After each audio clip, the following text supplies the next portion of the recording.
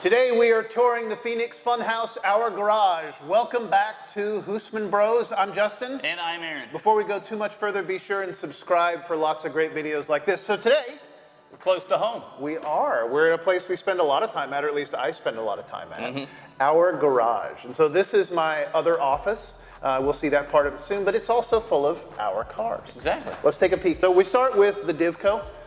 If you watched our Good Guys video, you saw a little bit of driving in that. We're gonna do a full video about this truck, but this is our company flagship. Absolutely, it's been rode hard and put up wet, put up plenty of miles on this, but it's a old hoss. It is an old hoss. So this is a milk truck from the 50s. Don't know the exact year. I actually made up the VIN number because Texas is the Wild West when it comes to... It's 55. As far as they know. Yeah. But it is the only what? It is the world's only divco Lightning. When it comes to titles, Texas will let you do whatever you want, so I registered this because it had no title as a 1955 divco Lightning.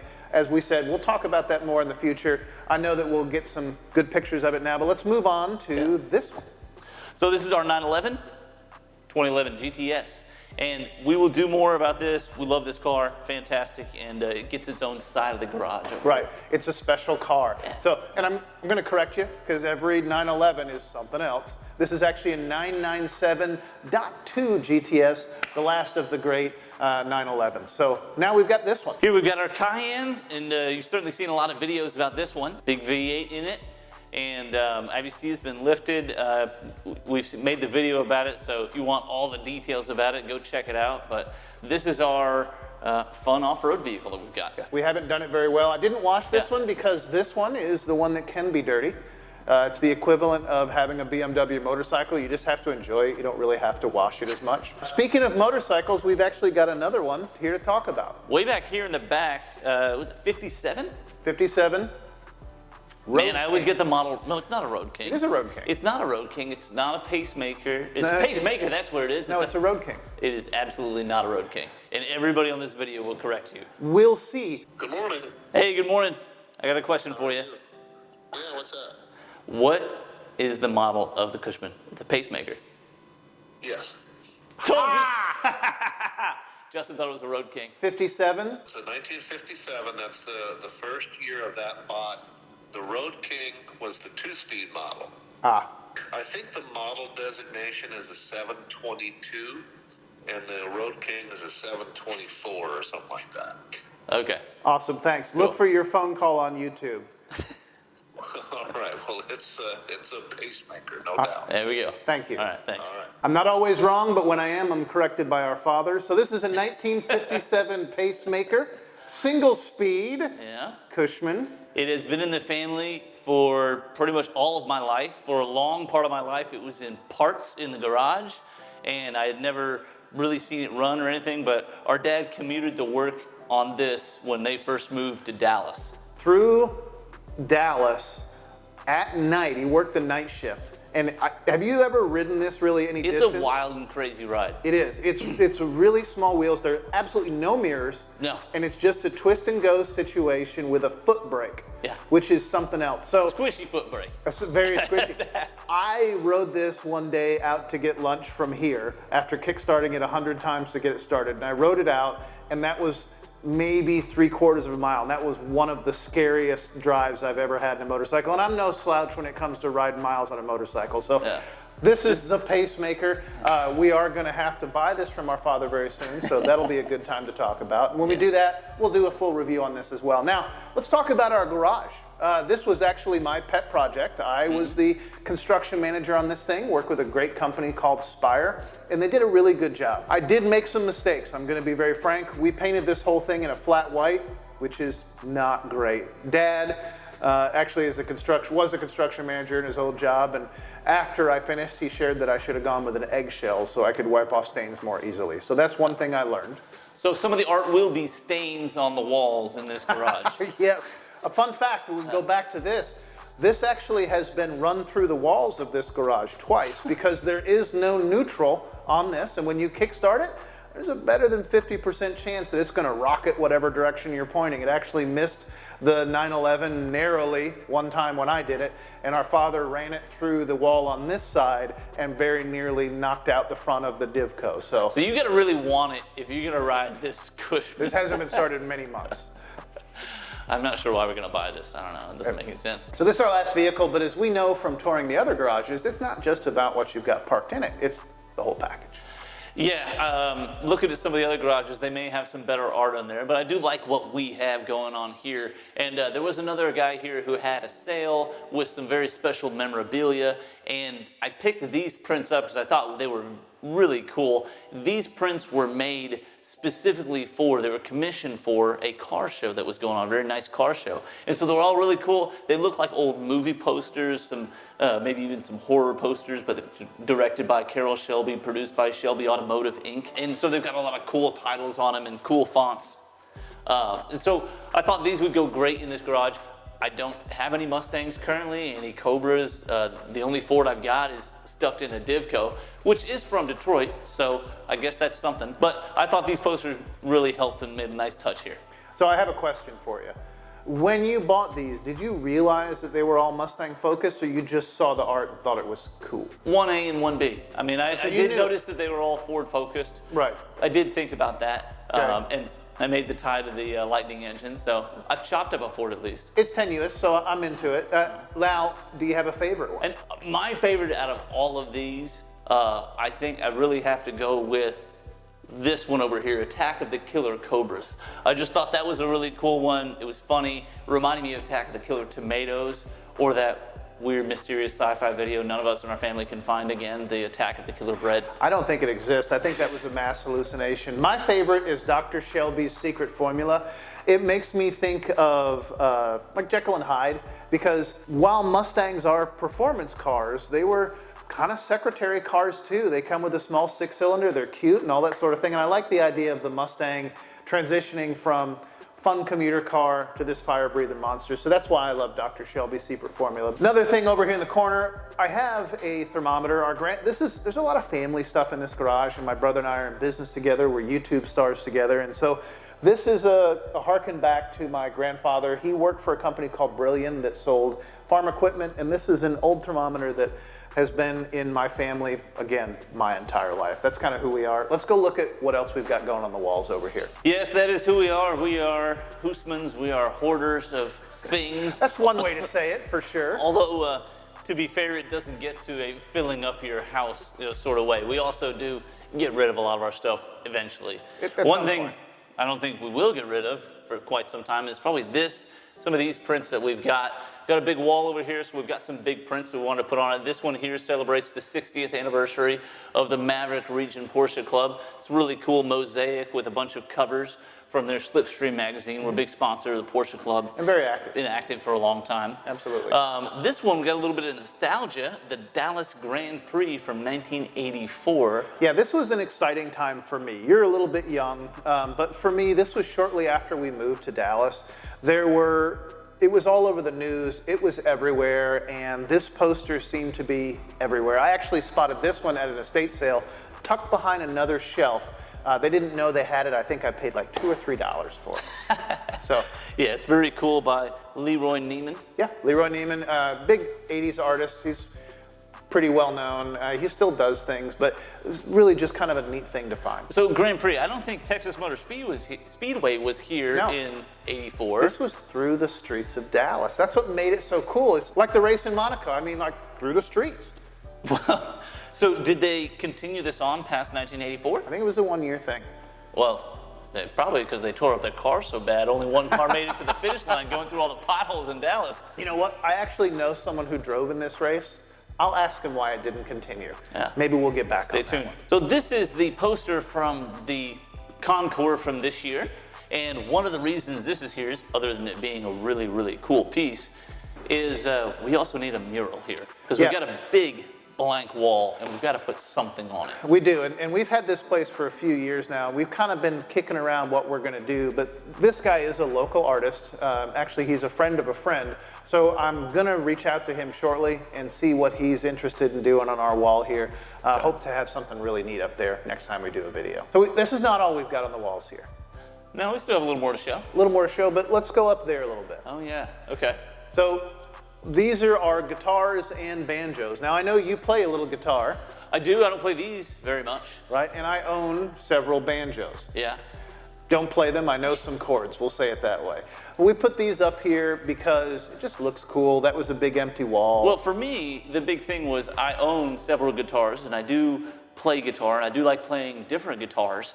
But one thing I don't like to do is to get rid of guitars. True. Reference that Husman hoarding thing we just talked about. But thankfully, we've got nice big open space, and we had some empty wall space to work with, and I thought it looked really cool to go ahead and hang them up there. So there was two pieces to that strategy. One, decoration. Two, storage. Right. We have the television up there as well because we do use this as an event space. We've hosted some of the Talk to the Driver events and things like that here. And that's a great way to have everybody around, showing a video and just being entertained. But that's not all we've got on the walls down here though. We've got a couple more things that we can talk about before we head upstairs. Okay, we can go through our trophy case here. Let's do that. We're winners. Yeah, absolutely, and this proves it. Well, really what this proves is that nobody else has a divco, that's for sure. Most of the car shows that we go to with the divco, we do end up winning some kind of prize because nobody else has anything like it. And most of the time you see divcos just done up original style, and ours is hot rod style. Right. So we're able to take it more places because it goes faster, but therefore we win a lot of awards. And so we decided to hang all of our plaques up here in the garage. Right, what that wall proves is that one time that truck looked really good from judging distance. Well, it depends on if you're judging from like 1 foot or 10 foot. That's true. We'll get it back. It needs a dry dock soon. The last couple pieces on the wall over here are just some fun things I've picked up at car shows. The two old cars on the wall are advertising pieces from the 1950s or 60s probably. There was a big revival at the time going on in Oldsmobile dealerships. You could actually buy a replica 1901 Oldsmobile from an Oldsmobile dealership in that time period, so it makes a lot of sense that that was the advertising they used. The last piece we have is from another local artist here. This is a numbered print, and this one spoke to me because while I love Texas and I've been here for quite some time, I am not from here. So it's kind of my sentiment. You all may go to hell and I will go to Texas. Let's go upstairs and see what we're working with. So one of the things I didn't do in this garage was extend the pitch of the steps a little bit. Yeah, they're narrow too. They are. And a lot of people complain about how hard it is to walk upstairs. That's also why I didn't put in a gym. So hey, you gotta want it though. Right, exactly. So welcome to my office. I know I spend a Yeah. little bit more time here than you do. Yeah. So I feel like it's my office, but let's talk about what we've got going on here. Another print. Yeah, this one is, actually, we got this one from Dennis, actually. the very first garage. Yeah, when you saw our other video of going through Dennis's garage, one of the things you may not have seen is that he offered us this print. Now, why would he give away something so nice, Justin? Because he thought he was buying a single print. It's numbered, right? 25 of 500. So Dennis thought he was buying a single print. I think he said he paid like 20 bucks or something like that, some insignificant number. And when it was shipped to him, it was all of them. So he has a stack, and if you ever make it to this garage or Dennis's garage, he'll offer you a print of the Parnelli Jones sketch here. Really great thing. I framed it just because it's kind of funny that he bought a whole stack of prints. It looks great. So I hear a lot about Justin working from the garage, and so I guess this would be the workspace that he would work in, and I suppose the space looks about like it does at your other office. So right. I guess and the computer seems to be off or not working, so it's I guess it's doing about the same amount of stuff. You can't prove I'm not working here. That desk says I am. So when I built this, because I was the construction manager on this project, I made some mistakes and I'm going to own up to them now. I owned up to the stairs being a little bit too steep, but the other one is a bigger mistake because I went with flat paint on the walls. It picks up every scuff, everything. If you look behind the bar, you can see it even more. Yeah. And so that was a big mistake. I should have consulted with our dad, who was a construction manager in a former life. And after it was already built, then he told me that was a bad idea. So here we go. Watch out for Husman Bros contractors. Don't hire them. Not as a GC, anywho. Not as a general contractor, definitely. For decoration, I'm your man. So interior designers, huh? spoke about this. Let's talk about that. Yeah. So this is one of the reasons, as you can see, the flat pane has got lots of scuffs here, but this is one of my favorite parts of this place. Not because I'm an alcoholic, but because of all the logo stuff. So I had these made for us. These reference the other company where we actually pay the bills.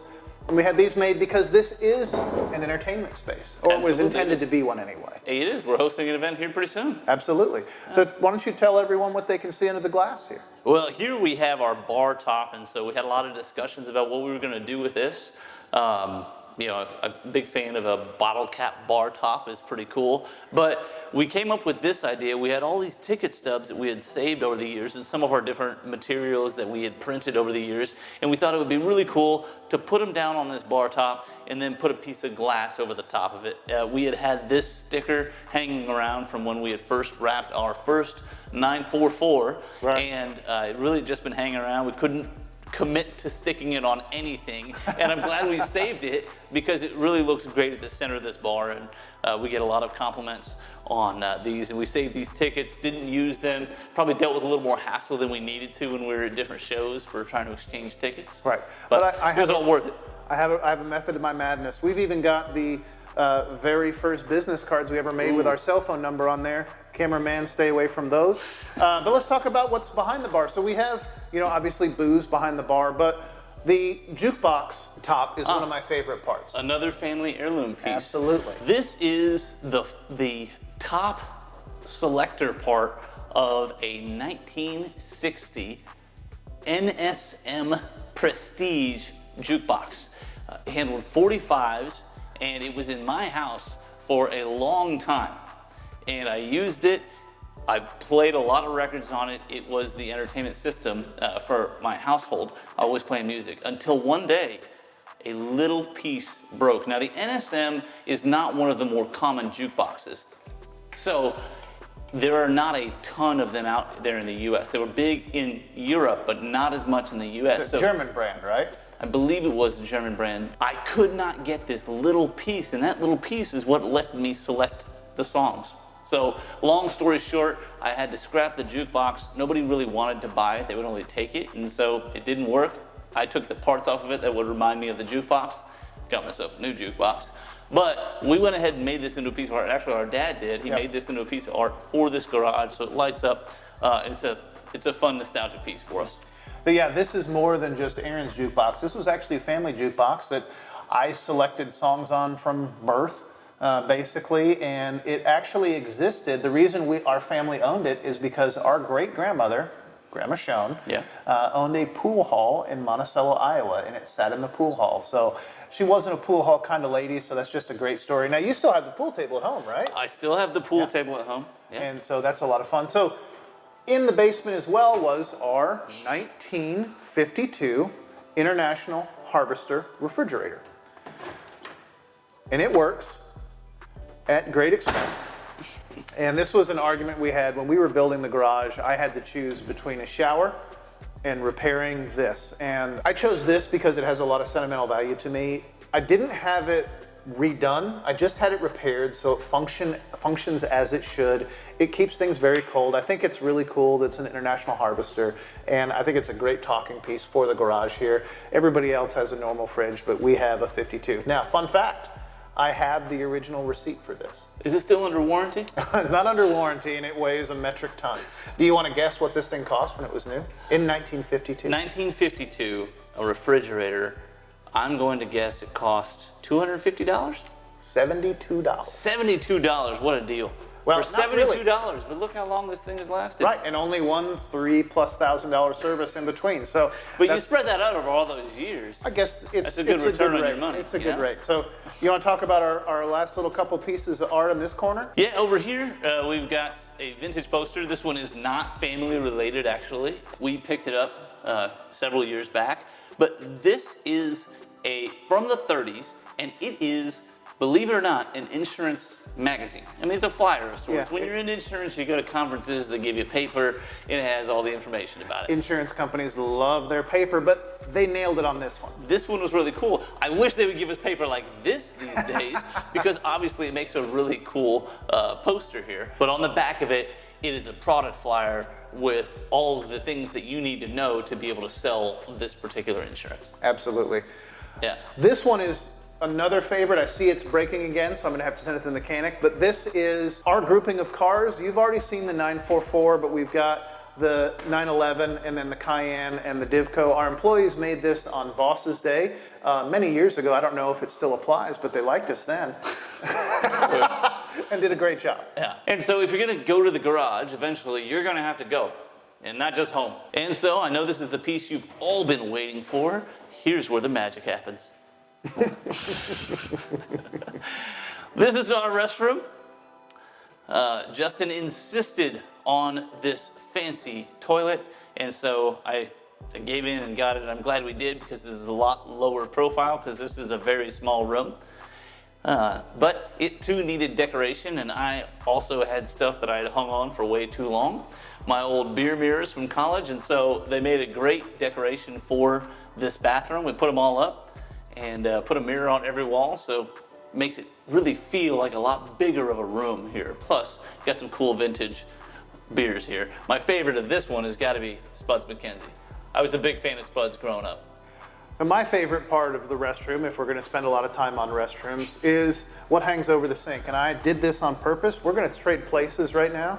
So I also picked this up at an estate sale. And I know people are really creeped out by clowns. One of the reasons I picked this up, clowns generally have soft makeup. This clown has John Wayne Gacy points on his eyebrows, and that makes me laugh very hard. But even more, he watches you from every mirror in the room. You cannot escape the clown's gaze while you're in the restroom at any position. Last piece of art we've got to talk about, and then we'll wrap it up for this tour, is the one we have on loan. Yes, exactly. We have this on loan from the Olsonian. This is Bill Hines. The lead slinger. Yes. And this is actually pencil done, right? Yes, it's all done by pencil by Mr. A. Carmona. I was shocked when Jason picked this up. I was not shocked when his wife said, this cannot be in our house anymore. I love it. I think it fits in really well up here. One of the things that I'm working on upstairs here is a complete black, white, and red aesthetic. That's all I want up here. We've got a little color from our light. We've got a little color from the other things. In general, I want black, white, and red up here. I'm kind of like Jack White in that way. So I think that's it for this one. One of my favorite garages for sure. Yeah. Oh, actually, no, one more thing. Okay. Shop dog. I forgot about that because every shop needs a vicious animal like this. Hey, he will bite your ankles off, man. He will, and he does. So if you like Teddy, leave a comment. We'll see if he can't come join us in another video sometime. Yeah, maybe he can tour a garage. Something like that. Either way, thanks for watching so much, and we'll see you next time.